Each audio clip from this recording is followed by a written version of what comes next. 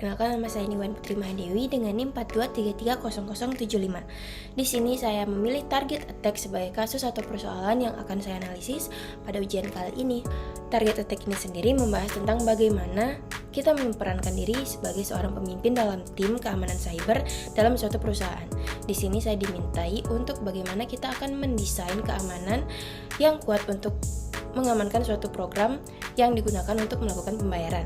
Tentunya dalam program ini seperti ini, kita harus mempunyai sistem pertahanan yang kuat untuk mempertahankan program kita dari serangan dari luar.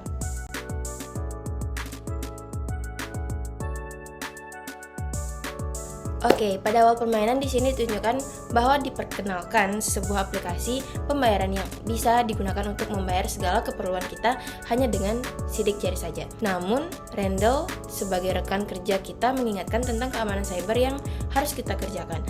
Namun, Dave di sini sebagai kepala IT, tim IT dari perusahaan yang harus memutuskan apakah langkah utama kita sebagai pengelola aplikasi.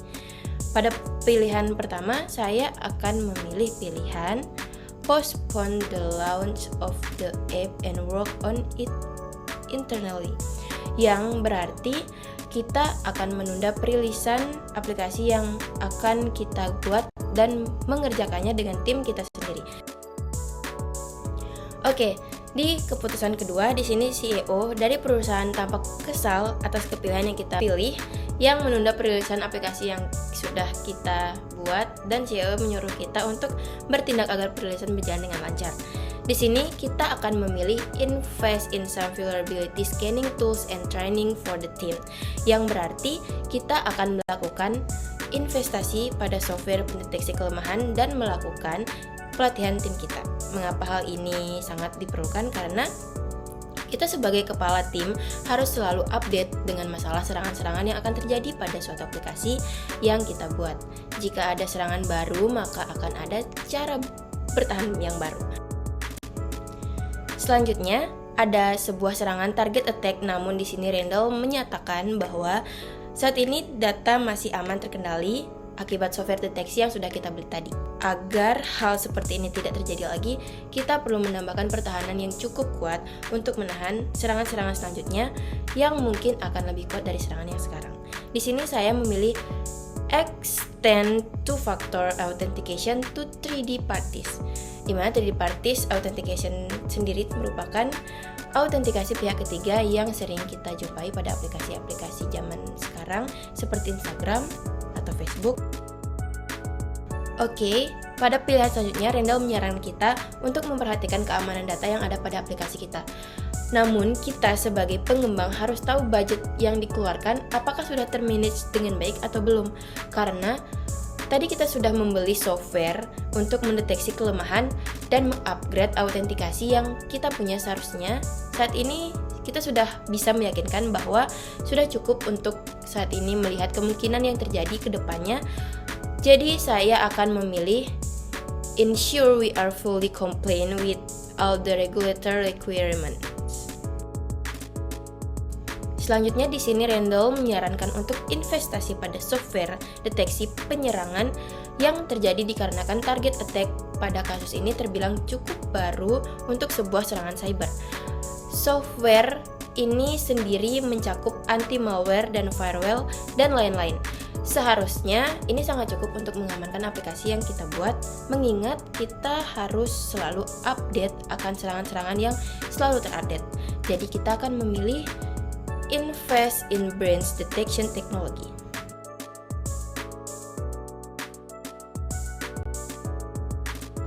Oke, selanjutnya ada di mana sebuah jurnalis yang ingin menuliskan dan mengiklankan aplikasi yang kita buat, namun kita tidak bisa memberikan akses penuh terkait aplikasi yang kita buat dan kita kembangkan. Melihat keamanan yang belum sempurna akan beresiko jika kita memberikan akses penuh untuk jurnalis untuk melakukan uji coba aplikasi yang kita buat.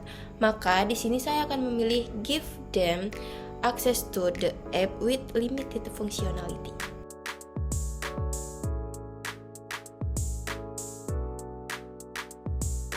Oke, setelah itu, jurnalis mengabarkan jika mereka senang akan aplikasi yang kita buat. Mereka menganggap aplikasi kita ini merupakan gebrakan baru yang dibuat untuk melakukan pembayaran. Kita akan mengundang jurnalis tersebut untuk melakukan uji coba dengan lingkungan yang terbatas. Maka saya akan memilih invite them to test the app in a controlled environment.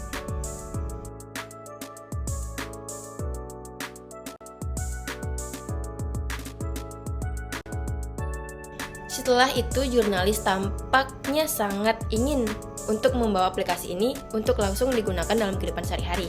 Namun, kita sebagai pengembang harus ingat bahwa aplikasi yang sedang kita buat ini belum sepenuhnya aman untuk digunakan. Kita sebagai pengembang harus memikirkan keselamatan data pengguna dan harus menolak untuk dilakukan uji coba di luar lingkungan perusahaan. Maka saya akan memilih we are very sorry but a high security project cannot go outside the company.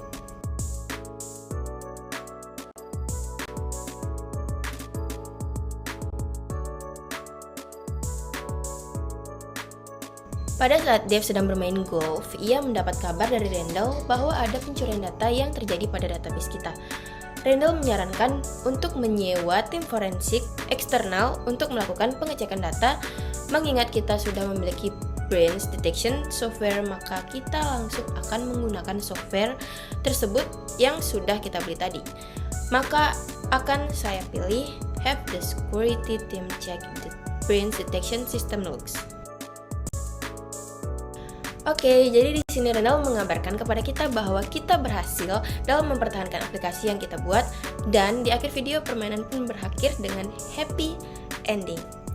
Jadi kesimpulan yang kita dapat dalam praktikum bermain games pemilihan keputusan kali ini adalah kita sebagai pengembang dan sekaligus sebagai pemimpin harus tahu bagaimana mitigasi apa yang cocok untuk kita pilih yang akan digunakan untuk mempertahankan software yang kita buat.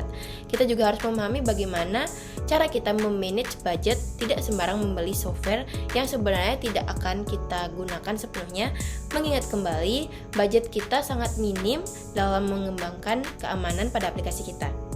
Kita juga harus memutuskan sebuah permasalahan yang terjadi dalam perusahaan kita dan juga menyesuaikan semuanya dengan budget yang diberikan.